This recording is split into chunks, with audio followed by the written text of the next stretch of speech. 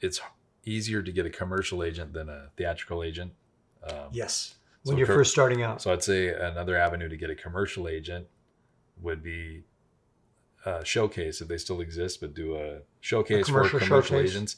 I've gotten a commercial agent from one that I've actually made a good amount of money with. Hi, I'm Alex DeLerma, and this is the Cinema Gym.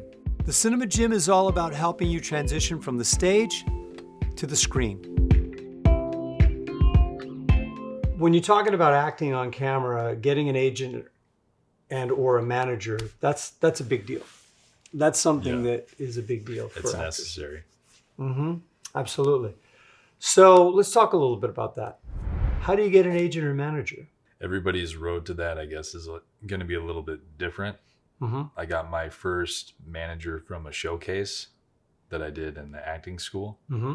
So in the acting school, just for you know, there's a wide range of people to be watching this. So in case there's a high school kid who doesn't know what a showcase is, if you could, talk a little bit about that. Yeah. So showcase would be the culmination of all your work. We did a series of different plays or one acts. Scenes from plays. Yeah, scenes from plays. Actually, that was how I got my first acting job, was from that.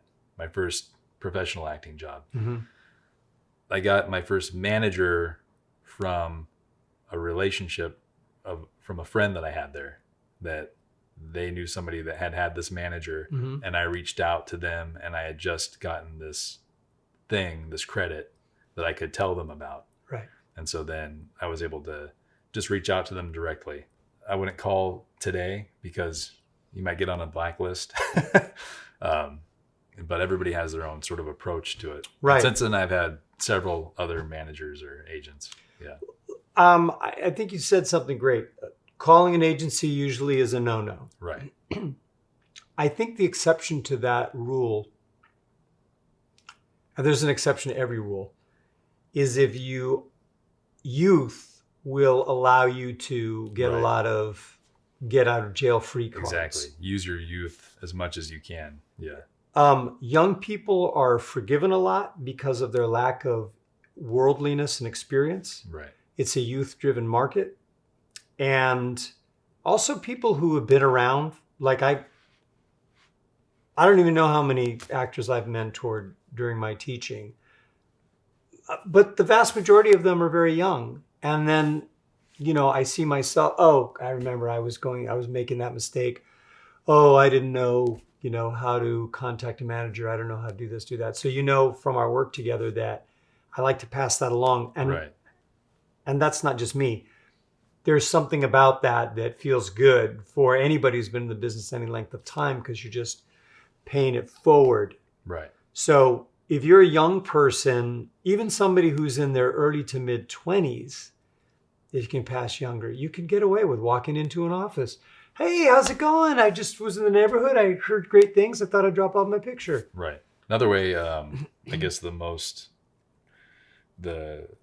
common way, I don't even know if it's common, but the way that I have used would be IMDBPro. Mm-hmm. Go on IMDBPro, then they'll have a list of all the agencies or management companies, and then you can look them up individually. I like that tool better than any paper publication, just because it's, I don't know if it's as up to date on there, but there's just a lot more information there. And then you can see people's email addresses, and then you can use Banana Tag to see if they've opened up. When you send them your materials, Banana Tag is an app where you can track and see if they've opened your materials or not. Right. And yeah, I agree with you. You mentioned that there's like catalogs or directories. It's a manager agent directory. They often they can't be updated obviously as quickly as IMDBPro.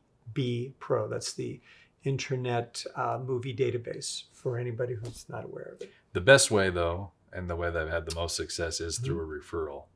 Yeah. So I guess that would also kind of go hand in hand with networking, marketing.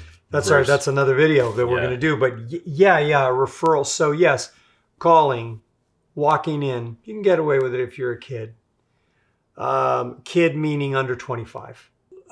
Scouting out managers or agents on IMDbPro, finding boutique agencies, which simply means it's a smaller agency that is going to be open to people who have little or no credits. And then, as you said, a referral.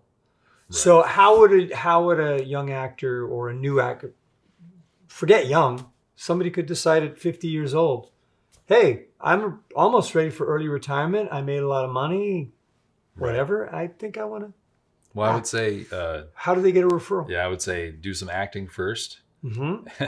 So that way you have at least something to show. No, I mean about the referral. Oh, the referral. That would just be through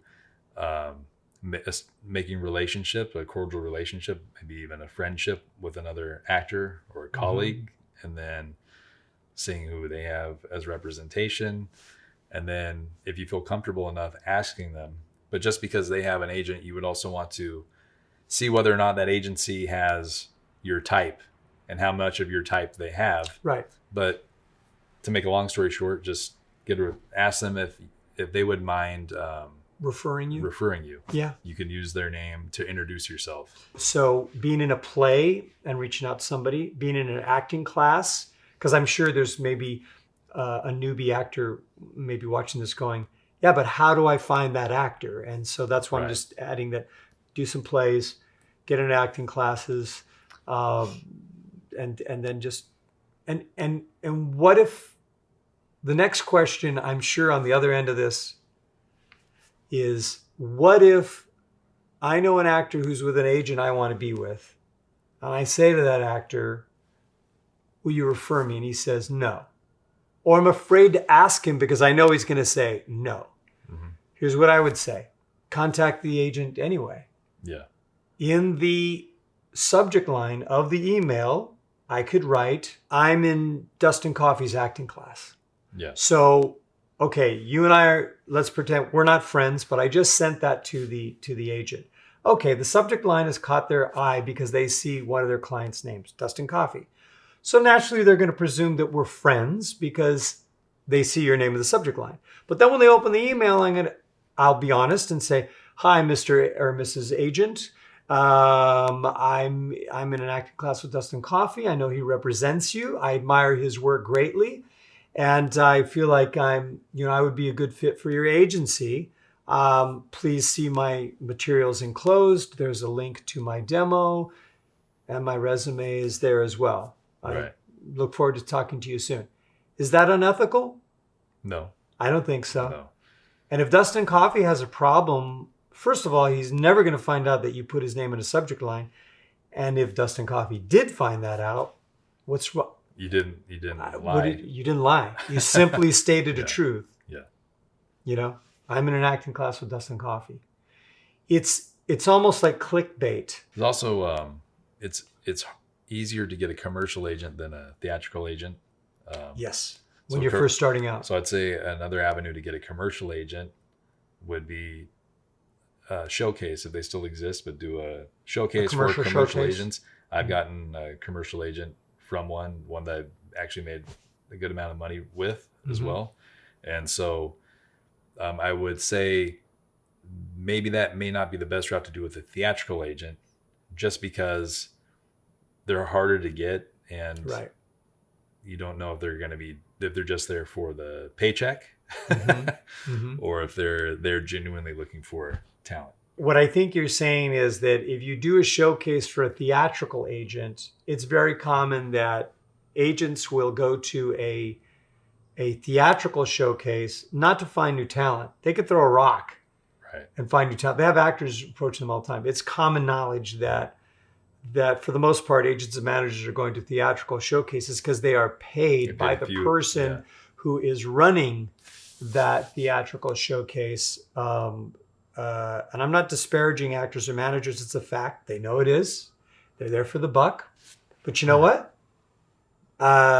Actors know what they're getting into. They're paying money in the hope.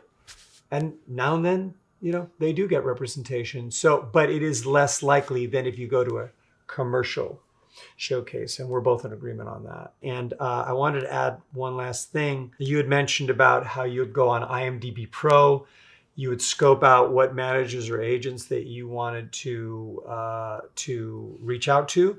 And we talk a lot about this in class. So I know that you even go beyond that. I know that you have like a number that you set for yourself.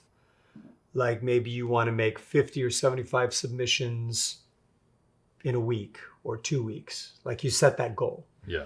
And then there's follow-up. You know, on average, I know when I was an actor, if I reached out to 75, like I would do a mailing to 75 agents, managers, and casting directors. I just lumped them all together.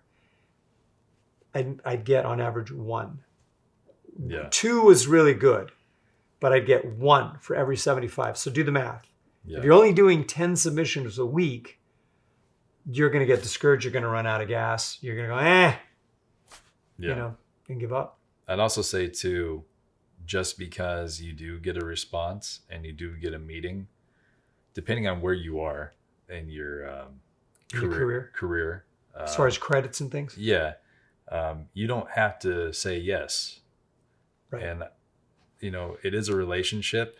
And so if you don't feel comfortable around this person, then you don't need to, you know, take them on. Right. You can go on to somebody else. Great, man. Thanks for sharing that information. Thanks for visiting the Cinema Gym. If these videos are helping you and you want to see some more, please like, subscribe, comment. Let's keep this thing going. If you're interested in classes, seminars, or private coaching, you can visit the website. Hope to see you in the gym soon. TheCinemaGym.com for virtual one-on-one coaching for camera.